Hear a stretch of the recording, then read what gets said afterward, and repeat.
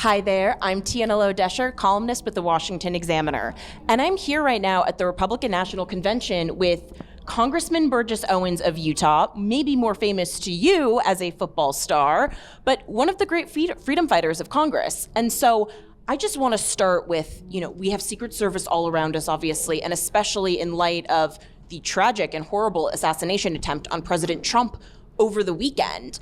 So House Majority Leader Scalise has already called for the director of the Secret Service to resign, and your colleague Lauren Boebert has called for defunding her salary if she doesn't. What do House Republicans want to do next to make sure that this sort of oversight doesn't happen again? Well, I know we're having hearings. Today I think is going to be virtual, and then we're getting into real hearings next week. Obviously, we're not experts at this process of Secret Service, but everyone who's seen this realizes something's wrong with this. We're supposed to have the very best of the best in the entire world, and to have the failure they had this last Saturday is just not acceptable. And we're very fortunate. We're very fortunate that it was the miracle of President Trump that was able to survive that, because this would have been a whole different conversation this entire week. Yeah. So we're going to be making sure we have oversight, and I think the American people are expecting it at this point. Yeah, I mean, by a fraction of an inch, President Trump, by the grace of God, saved from death. And I'll say this, it's a miracle, no question, but it's also, I think, brings a conversation our country has well needed for a long time. We're saying, by God's grace, we're saying providential, we're saying that this is truly something that's quite unique and different, and on a spiritual basis. And I think as a country, we have to get back to that, just have those conversations, realize that we do have help, and that as a country, our goal is to be united, to be unified. We might think about things a little differently, but the more unified we are, the more successful we'll be as a nation. And the energy here is really unlike past RNCs, because for the first time in 20 years, the Republican presidential candidate is polling well above the Democrat. That really hasn't happened since '04. And so I just want to ask you in particular about, we've seen this heavy push for black men who are increasingly gravitating towards Trump. Look, only 8% of black voters backed Trump in 2020, and that was 12% of black men. Yes. But now you have an April poll for the Wall Street Journal that shows that 30% of black men in swing states are probably going to back Trump.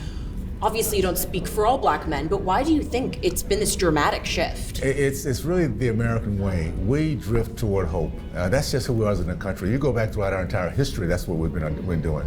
What we've had, unfortunately, the last 4 years is what it is to feel misery. And for the black community, we've seen this for decades. We've seen what it is to not be respected, not to have high expectations, to see our families being destroyed around us, and not to have a good legacy, a good name legacy. Now, I grew up in a time when that was all available in the 60s. So where we're at now, we're just at a point where more Americans are saying, I want more. I want to feel hopeful again. I want to be able to have a vision, have a business I can open up and know it's going to be safe.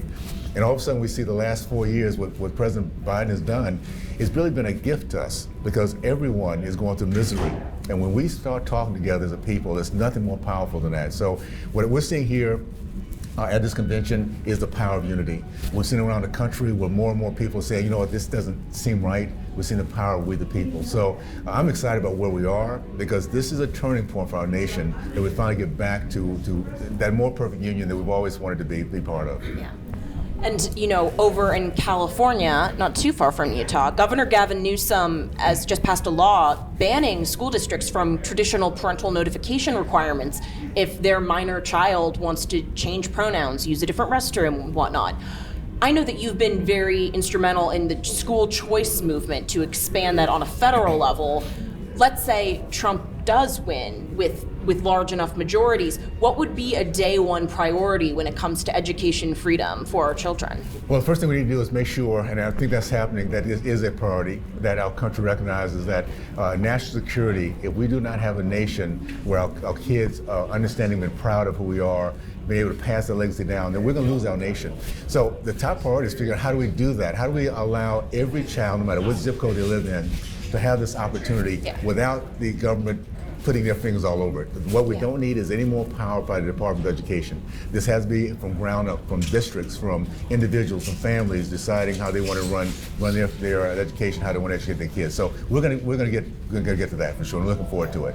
And so obviously first we have to get to November. Joe Biden might be the biggest wild card in all of this, despite the fact that he's an incumbent president. It's hard to think of an incumbent in a worse position than, let's say, Jimmy Carter, going into similar stagflationary cycle. But really the big issue is his age and his apparent senility. So my question is, you obviously see the inner workings of how this White House works, how Democrats try and reach out to Republicans because they still require you to get things done in Congress, especially in the House, because we have Speaker Johnson. So my question, and especially for all the viewers that are outside of the Beltway who don't know how these things work, how is this White House operating? Who within the Democratic Party is responsible for outreach to House Republicans?